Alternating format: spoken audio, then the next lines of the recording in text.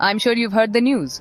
2021 के तख्तापलट के बाद से म्यांमार एक हिंसक संघर्ष में फंसा हुआ है। मिलिट्री जुंटा की क्रूर कार्रवाई ने देश को अराजकता में धकेल दिया है। सीमा पार बांग्लादेश अपनी चुनौतियों से जूझ रहा है। म्यांमार के अत्याचार से शुरू हुआ रोहिंग्या शरणार्थी संकट संसाधनों पर दबाव डाल रहा है। ये आपस में जुड़े हुए संकट दक्षिण एशिया पर एक लंबी छाया डालते हैं।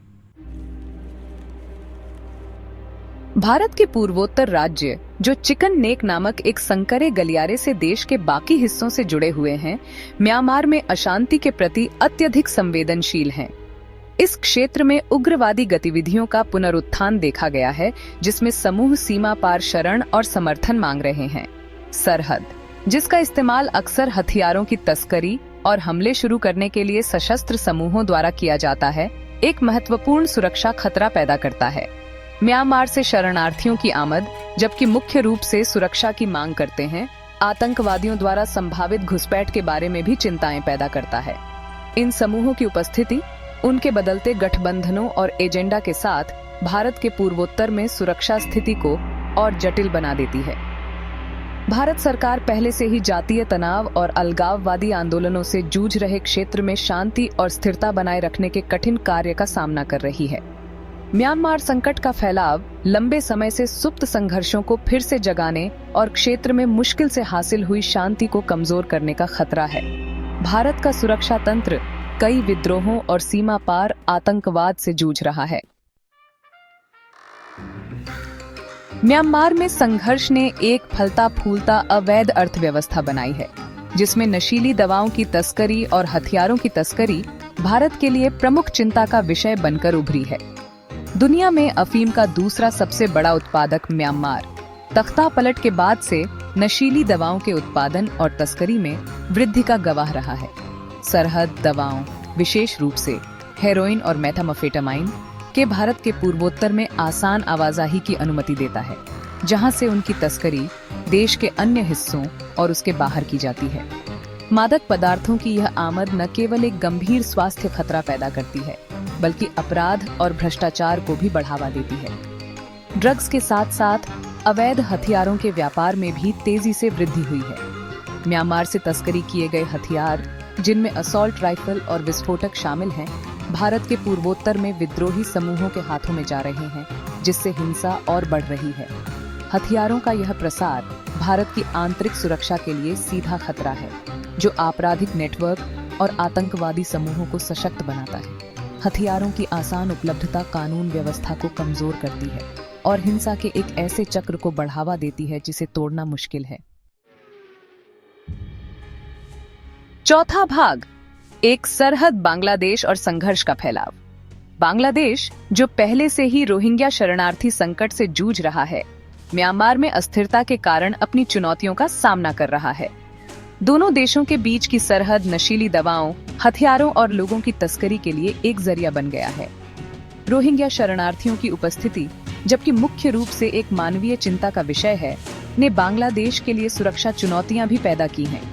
आमद ने संसाधनों पर दबाव डाला है और सामाजिक तनावों को हवा दी है, जिससे चरमपंथी समूहों द्वारा कट्टरता और भर्ती के लिए उपजाऊ जमीन तैयार हुई है। इसके अलावा बांग्लादेश की सीमा से लगे रखाइन राज्य में अराकान सेना का बढ़ता प्रभाव चिंता का कारण है। सुरक्षा बलों पर जबरन वसूली और हमलों सहित समूह की गतिविधियां बांग्लादेशी क्षेत्र में फैल गई हैं, जिससे उसकी सुरक्षा और स्थिरता को खतरा है।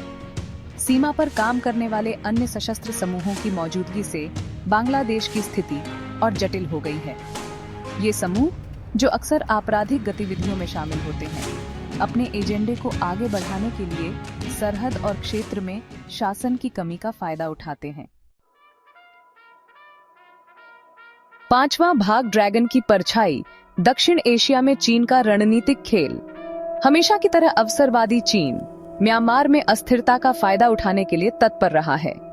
अंतर्राष्ट्रीय निंदा के बावजूद बीजिंग ने देश में अपना प्रभाव बढ़ाया है, झुंटा को राजनयिक समर्थन और आर्थिक सहायता प्रदान की है। इस समर्थन ने चीन को म्यांमार में रणनीतिक संपत्ति हासिल करने की अनुमति दी है, जिसमें बंदरगाहों और संसाधनों तक पहुंच शामिल है।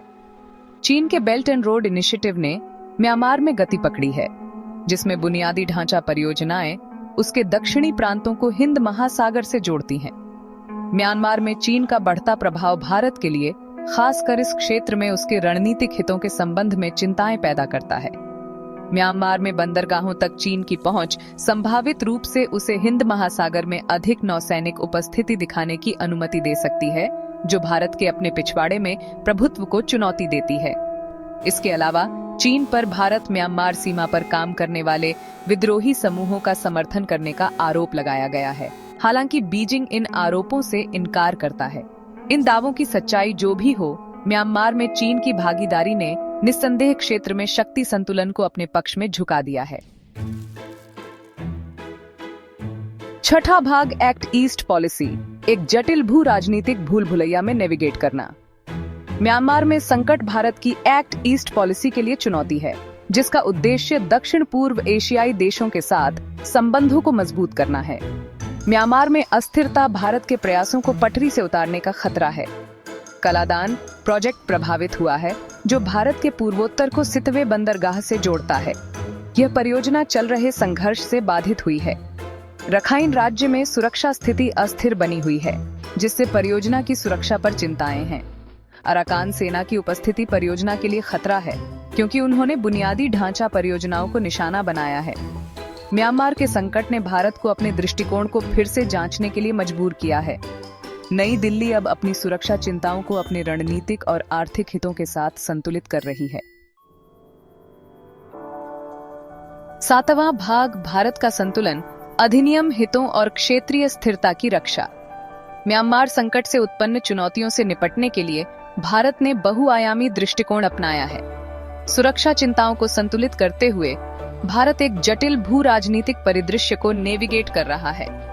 भारत ने सीमा पर गश्त बढ़ा दी है और खुफिया जानकारी साझा करना बढ़ा दिया है। शरणार्थी संकट से जूझ रहे म्यांमार के पड़ोसियों को सहायता प्रदान की है। भारत ने राजनयिक प्रयासों में भी भाग लिया है। क्षेत्रीय स्थिरता बनाए रखने और चीन के प्रभाव का मुकाबला करने के लिए कुशल कूटनीति की आवश्यकता है।